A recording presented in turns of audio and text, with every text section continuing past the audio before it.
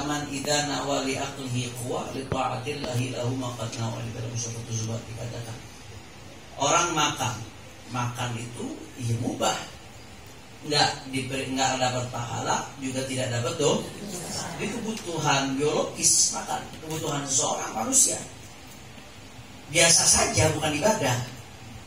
Tapi ketika makannya diniatkan yang baik, saya makan niatnya apa? Oh supaya kuat hadir taklim.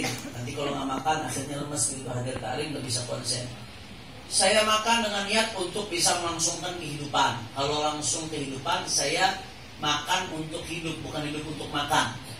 Karena kalau makan untuk hidup, berarti kalau hidup bisa ibadah, hidup bisa berbakti sama suami, hidup bisa mendidik anak, hidup bisa baca Al-Quran, bisa sholat, bisa zikir.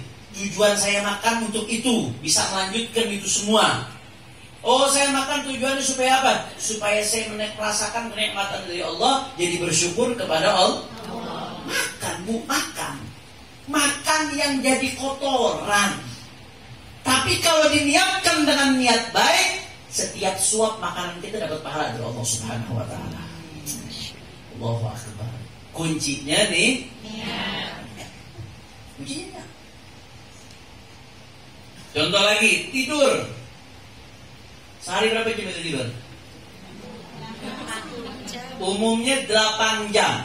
10 jam kelewatan itu. Offside. 8 jam. Kalau 8 jam kita tidur sehari, berarti kalau umur kita 60 tahun, ya, taruhlah 60 tahun, umur 60 tahun, tidur sehari 8 jam. Berarti kita tidur seumur hidup berapa? 20 tahun. Berarti masing-masing dari kita punya bakat untuk jadi ashabul kahfi, begitu saya. Karena kita tidur 20 tahun dalam hidup kita.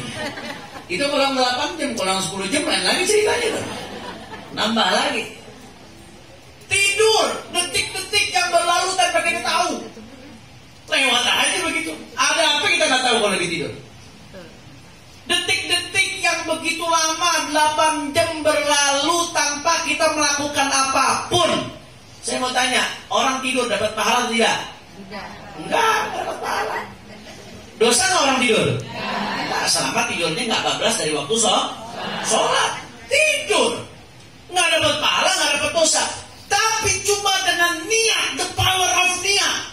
Tidur detik-detik yang harusnya di hidup kita 20 jam berlalu, 20 tahun berlalu sia-sia, berubah menjadi pahala, saudara. Anda bayangkan siapa yang kuat di antara kita sholat 8 jam berturut-turut? Siapa? Siapa yang di antara kita kuat baca Quran 8 jam sehari berturut-turut?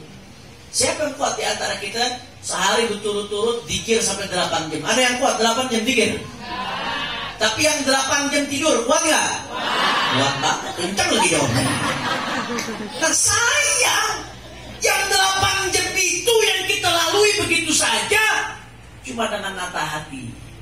Dirubah dengan niat yang baik, 8 jam yang harusnya berlalu sia-sia, menjadi pundi-pundi pahala dari Allah Subhanahu. Diniatin sebelum tidur, ya Allah ya Rabb, saya niat tidur supaya besok pagi bisa bangun sholat subuh, ya Allah seger. Saya niat tidur supaya besok ya Allah bangun bisa ngurus suami, ngurus anak ya Allah. Saya niat tidur ya Allah supaya besok bisa datang pengajian, tidur jadi seger ya Allah. Saya niat ya Allah saya tidur supaya bisa melangsungkan kehidupan saya, karena kalau saya nggak tidur bisa naik darah mati ya Allah. Betul nggak bu? Kalau tidur bahaya bu, naik darah mati urusannya. Saya tidur supaya bisa melangsungkan kehidupan ya Allah. Saya tidur ini kalau saya langsung kehidupan saya lanjut, saya bisa beribadah kepadamu ya Allah, dan seterusnya dan seterusnya. Tidur yang tiada berarti lewat begitu saja menjadi pundi-pundi pahala setiap detiknya dari Allah Subhanahu. Itulah the power of niat, kekuatan niat. Makanya pentingnya kita ngaji di sini nih bu, begini bu. Pentingnya kita ngaji, kita berguru. Kita ada guru dibimbing niat kita, hati kita. Yang membedakan antara tidur yang dapat pahala sama yang gak dapat pahala cuma niat. Niat gak pakai modal, niat gak pakai duit, niat gak pakai break-break teriak-teriak, niat gak pakai tenaga. Niat cuma urusan hati. Cuma ada hati yang sadar, ada hati yang gak sadar. Itu bedanya. Ada hati yang ngerasa, ada yang gak ngerasa.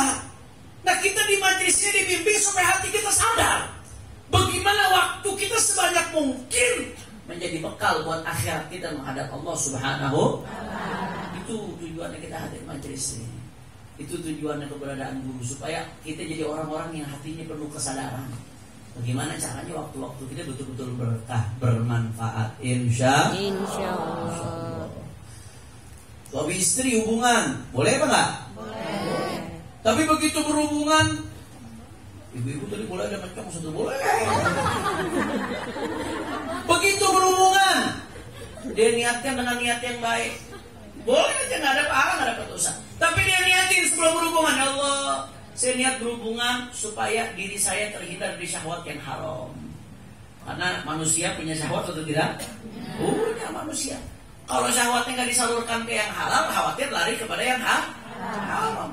Ya Allah, hamba niat dengan berhubungan suami istri supaya disalurkan syahwatnya kepada yang haram. Ibu-ibu niat untuk hubungan suami istri untuk menyenangkan suami, taat sama suami, karena pahalanya besar, taat sama suami. Hubungan suami istri dengan niat kalau dapat anak, nyetak hamba Allah yang beribadah kepada Allah.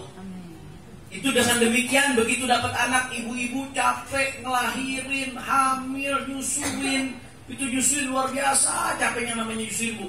Kadang-kadang sampai sakit luar biasa. Kalau susu udah penuhan sampai meriang-meriang, betul apa enggak, Bu? Capek luar biasa. Tapi begitu dipasang niat baik, Bu. Saya niat, ya Allah, ya Allah, melewati semua kesulitan ini, gak lain dan bukan.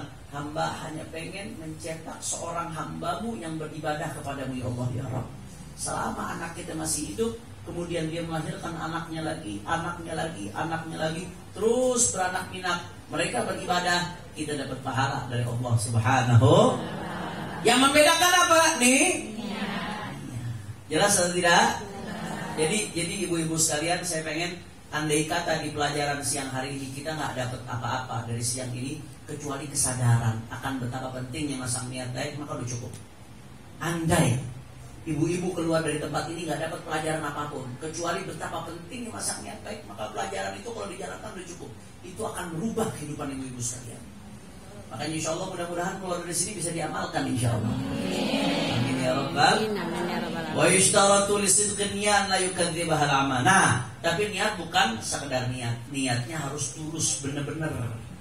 Bukan akal-akalan doang. Niatnya tulus, harus betul-betul. Nah, ciri-ciri niat yang tulus apa? Ciri-ciri niat yang tulus, kalau dapat kesempatan dia betul-betul jalankan. Itu ciri-ciri niat tulus. Ciri niat yang tulus, ketika dia dapat kesempatan dia betul-betul menjalankan. Contoh, dia bilang lagi kerja, ya Allah ya Rabb, hamba kalau dapat rezeki mau sedekah bantu majelis taklim. Itu niatnya aja dapat pahala tuh. Belum sedekah sudah dapat pahala. Tapi yang bagaimana niat yang dapat pahala? Yang sekiranya kalau dapat rezeki betul-betul disedekahin. Jangan niat doang. Niat ya Allah ya Rabb, udah kalau dapat rezeki niat mau sedekah ya Allah. Begitu dapat belaga bego. Itu namanya niatnya nggak tulus. Niat yang seperti itu nggak dapat pahala, Bu. Jadi niat yang dapat pahala, niat yang tulus. Niat yang tulus ciri-cirinya sekiranya dia dapat kesempatan betul-betul dijalankan. Bukan asal niat doang, bukan asal nyantolin doang. Kadang-kadang kita keluar-keluar, niatul mu'min khairun min amalih. Niat bagi seorang mukmin lebih baik dari amalnya. Cuma niat aja, kerjanya kagak. Giliran lagi ada objekan, niat aja pesan ke kiai, giliran lagi kalau lagi susah datang ke kiai doain kiai. Di bisnis saya lagi ada masalah kiai. Doain kiai ini begitu gol di tender kiai, saya pengen bantu kiai bangun pesantren. Oh bilang datang ada utang kiai, saya ada utang, doain kiai, bla bla bla bla bla, datang masalah aja datangin saudara. Begitu udah jadi lupa nengok juga kagak. Itu namanya niatnya dusta. Niat yang seperti itu tidak dapat pahala. Niat yang dapat pahala, niat yang ketika ada kesempatan ke kalimat menghadap, betul-betul dia jalankan niat tersebut, itu dapat pahala dari Allah Subhanahu wa taala. Kira-kira jelas atau tidak? Kemudian di sini beliau mengingatkan yang tadi sudah saya sebutkan, wan niyatu la tu'athiru fil ma'asi syai'an kama anna at-tathhira la athara lahu fi najisil 'ain. Niat itu tidak bisa memberikan pengaruh bagi maksiat. Artinya kalau perbuatannya jelek, walaupun diniatin niatnya baik, nggak ngaruh. Sebagaimana apa? Sebagaimana najisul 'ain, 'ainun najasah. zat najis itu yang nggak bisa disucikan pakai air. Yang bisa disucikan